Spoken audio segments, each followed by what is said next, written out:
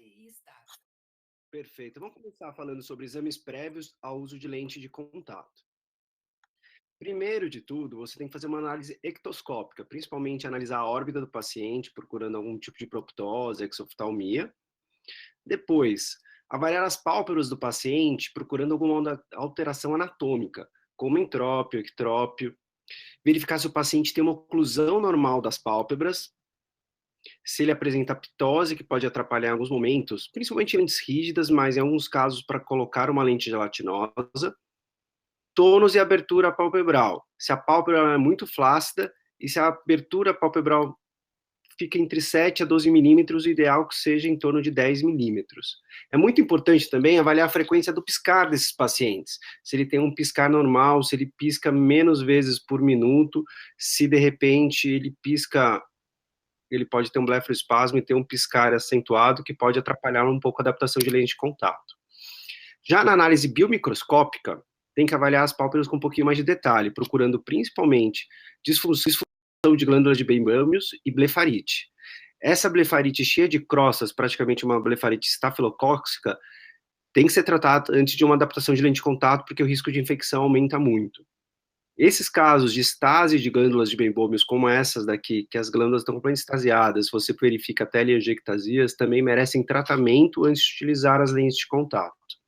E aqui, quando você encontra esse tipo de crostas, é possível que o paciente tenha também infecção por Demodex, que mereceria um tratamento específico com ou ivermectina ou com óleo de maleleuca, limpeza mais específica.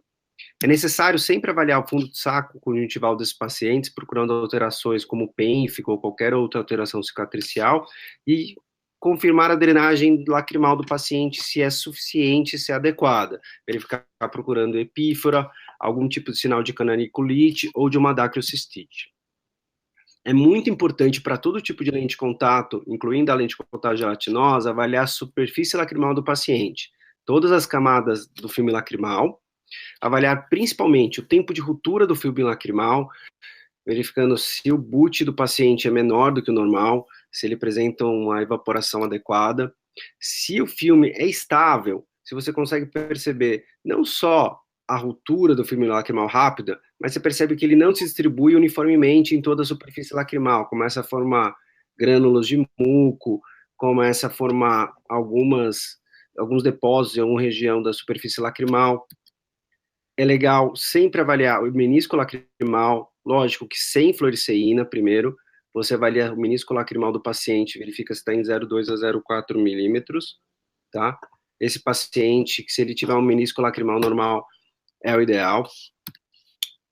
Além disso, se você perceber que a fluoresceína ela tem uma pouca coloração, você percebe, ela reage com água. Se você vê uma coloração mais forte, é mais indicativo que ele tem uma boa quantidade de água na superfície lacrimal. Se você perceber que ela cora muito pouco, é possível que o paciente tenha menor quantidade de água na superfície lacrimal. Além disso, procurar na córnea conjuntiva a presença de ceratite, se a conjuntiva cora com fluoresceína, que mostra sofrimento da conjuntiva, procurar neovascularização corneal, que seria, em muitos casos, proibitivo do uso de lente de contato, em alguns casos limita pelo menos as horas do uso de lente de contato, procurar alterações mais graves, como até conjuntivalização de córnea, panos, que podem atrapalhar a adaptação, pterígio e pinguéculas podem atrapalhar pela inflamação que a lente de contato pode causar, e pela falta de adaptação, porque a lente de contato pode não se posicionar corretamente no olho, procurar papilas, que seriam indicativo de conjuntivite alérgica, principalmente papilas gigantes, no uso crônico de lente de contato, avaliar o diâmetro da córnea para pensar em qual tipo de lente de contato você vai utilizar para esse paciente. Mais ainda, procurar irregularidades mais extensas na córnea, como depósito de cálcio, Salzmann, procurar conjuntivo cálase, que é um detalhe que é muitas vezes negligenciado. Quando você tem essa dobrinha de conjuntiva, muitas vezes a lente de contato sofre alguma alteração e dificulta muito a adaptação nesses casos. Erosão recorrente de córnea.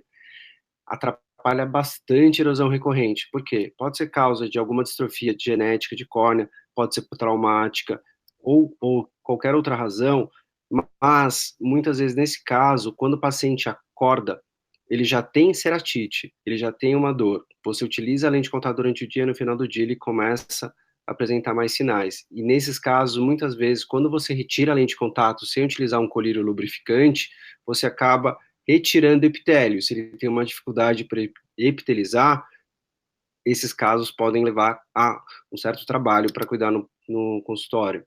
Distrofias de córnea, principalmente a distrofia de membrana basal, ou antigamente chamada como Epdot Fingerprint, que tem esses sinais como impressão digital, mapas, que teria mesmo problema da erosão recorrente de córnea, quando você tira a lente de contato, se sofrer hipóxia, utilizar por um tempo maior do que o normal, você acaba depitelizando essa córnea e ele vai ter uma dificuldade para repitelizar.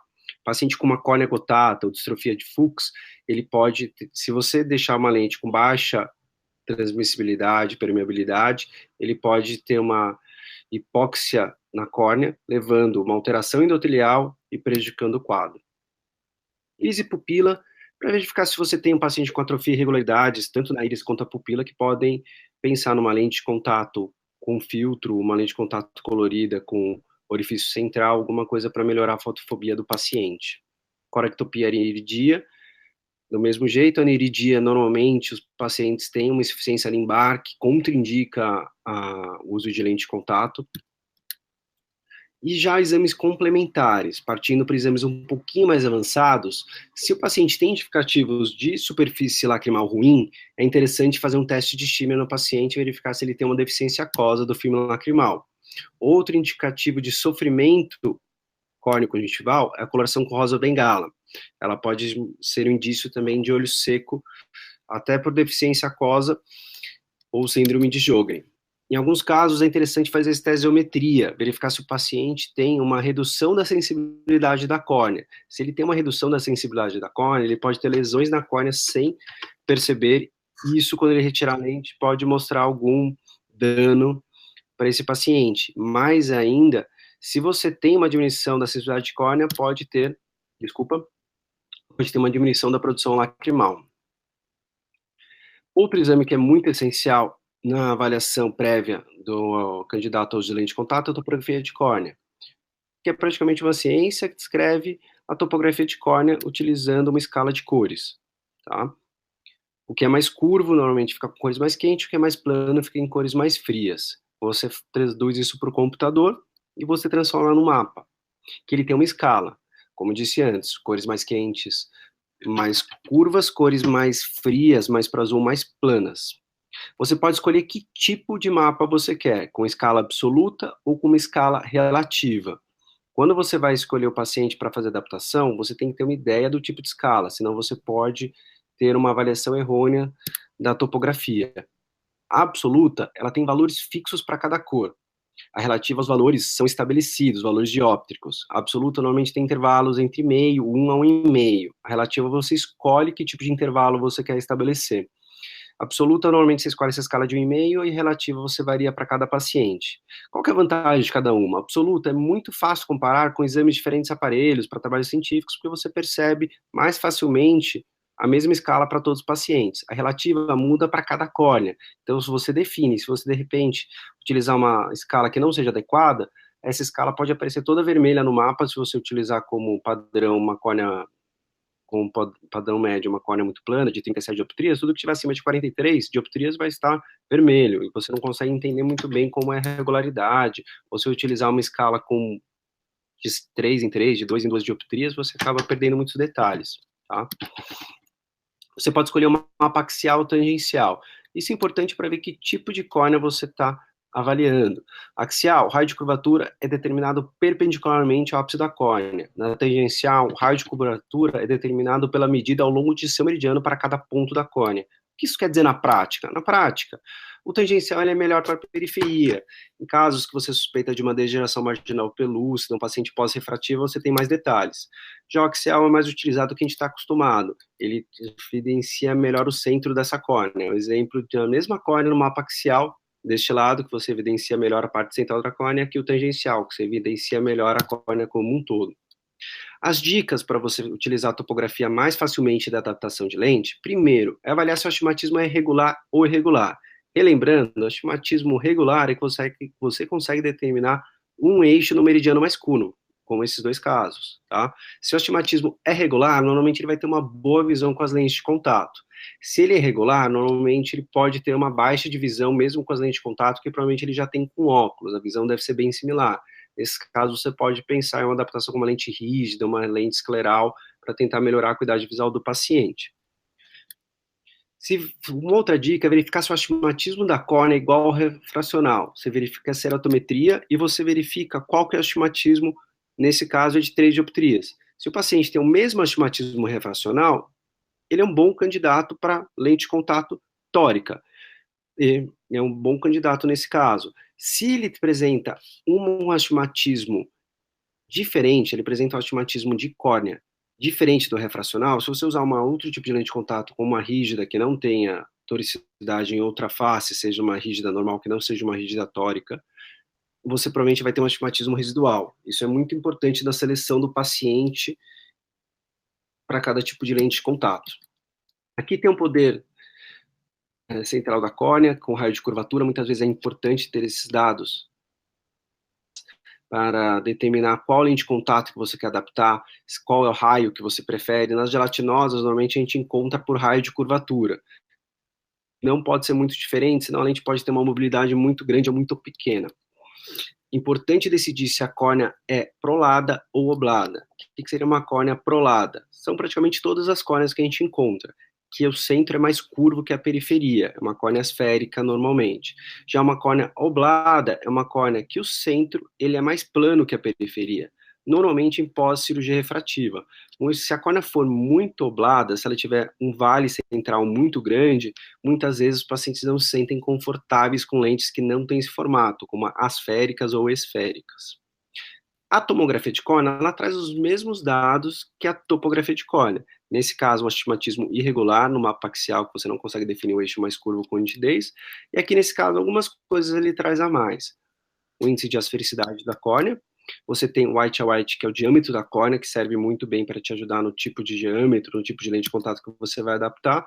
E o diâmetro da pupila, que pode ser muito importante para você decidir o diâmetro da córnea, que tipo de lente você adapta também. Aí você vai perguntar: eu preciso de uma tomografia no consultório para fazer adaptação de lente de contato? Não. A topografia, ela dá quase todos os dados que são essenciais para adaptação de lente de contato. Mas em alguns casos, principalmente ceratocones mais avançados ou córneas mais regulares, a topografia não capta com nitidez a imagem. Ela não consegue ter tanta nitidez na imagem que ela fornece. Aí, nesses casos, seria ideal a tomografia. Vou passar agora para limitações oculares e sistêmicas para o uso de lente de contato. As limitações é um tema um pouquinho controverso. Por quê? Contraindicações absolutas são poucas. A maioria delas são contraindicações relativas ou limitações relativas. Primeiro, para sistêmicas, são as limitações psicológicas. As primeiras limitações talvez sejam mais importantes. Pessoas que não têm uma capacidade de entendimento do risco de uma lente de contato, que ela pode perder até o globo ocular e ter que usar prótese caso ela não faça direito o uso correto, caso ela não seja capaz de seguir as suas orientações e não tenha ninguém que seja responsável por ela, o ideal é que ela não tenha adaptação. Falta de maturidade.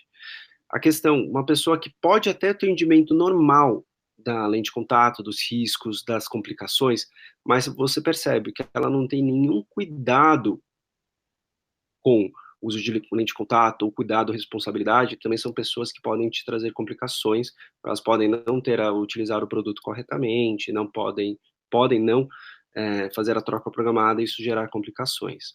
Fatores ambientais, profissionais e recreativos. Esses dois são um pouco similares, ambientes com muito pó, de repente profissionais esportistas, você tem que avaliar muito bem, paciente que tem temperaturas muito altas, muito empoeirados, você pode ter complicações com a lente de contato. Alergia. Alergia é um fator limitante para o uso de lente de contato.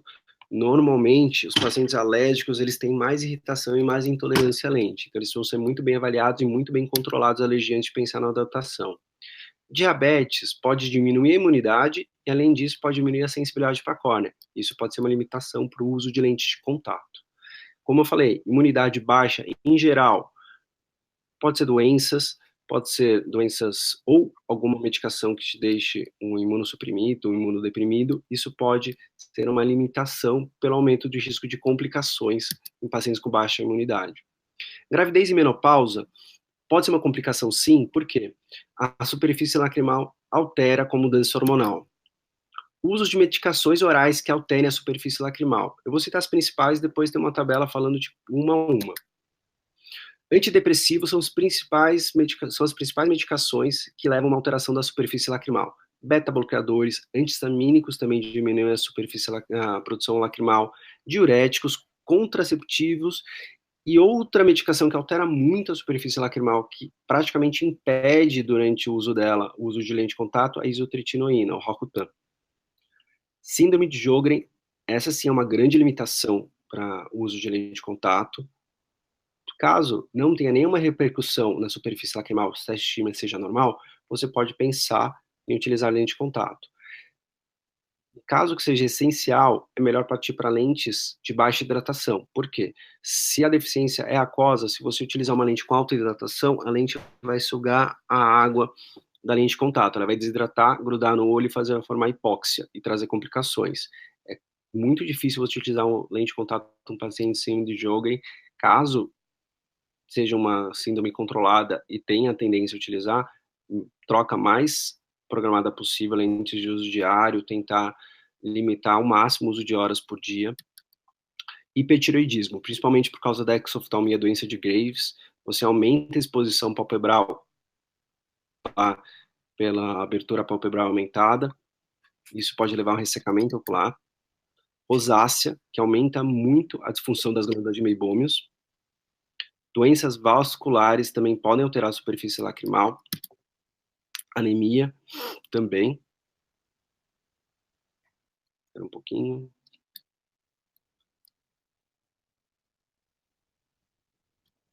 Um minutinho. Pronto.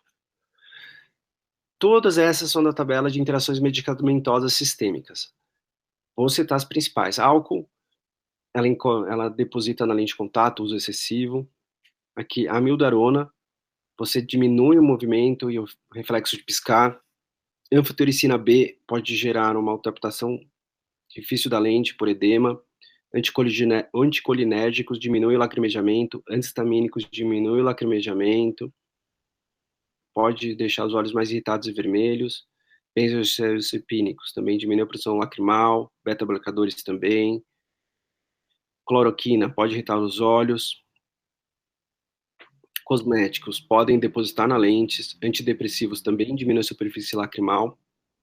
Dioxina pode gerar edema. Vou passando.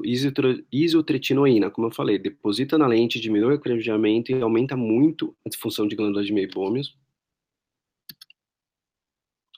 Metotrexate, apesar de ser um imunossupressor e muitas vezes você utiliza em casos de síndrome de Sjögren, ele diminui o lacrimejamento também. Oculares também diminuem o reflexo de piscar.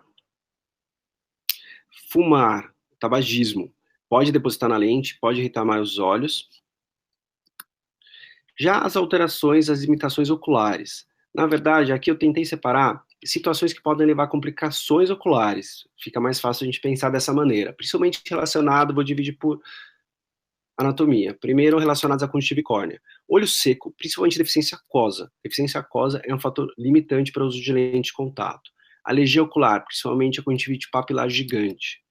Qualquer situação de diminuição da sensibilidade corneal. Herpes, cirurgia refrativa prévia, pode ser qualquer outro tipo de alteração que leve à diminuição da sensibilidade. Pode ser genética. Doenças autoimunes e cicatriciais, com pênfico, queimadura ocular. Diminuição da contagem endotelial. Aqui mostrando uma microscopia especular com uma distrofia de Fuchs. Erosão recorrente, como falei anteriormente. Qualquer irregularidade da superfície, como o Salzmann, que impede que a lente se encaixe ou começa a dar muita irritação para o paciente. Situações que possam levar a complicações relacionadas à órbita e pálpebra. Ectrópio, como eu falei, entrópio, pitose, exoftalmia e má oclusão palpebral. Além disso, a alteração da frequência piscar altera muito os pacientes com lente de contato. Este é um detalhe que pode alterar quando o paciente está na frente do computador. Esse pode ser ocupacional. O paciente na frente da tela, quando ele se concentra, ele diminui a frequência do piscar. Se você não mantém ou alerta o paciente para tentar manter a frequência do piscar, ele pode ter muitas queixas durante o dia de trabalho. Medicações oculares que podem alterar o uso de lente de contato. Adrenalina, muito pouco utilizada. Fluoresceína, ela deposita na lente gelatinosa. Hipertônicos, isso seria mais para pacientes que utilizam lente terapêutica. Ele desidrata a lente. Ele é hipertônico, ele acaba desidratando a lente de contato. Pilocarpina também desidrata a lente e promove edema. O resto não é utilizado em lentes de contato normalmente. A grande questão, por que alguns pacientes são intolerantes ao uso de lente de contato? Há alguns estudos que mostram que algumas proteínas na lágrima, como lipocalina e lactoferrina, são indicativas de atividade inflamatória e podem estar associadas à intolerância. Ou seja, se você tem um depósito de proteínas por uso inadequado, você pode ter inflamação subclínica e isso levar à irritação para o paciente.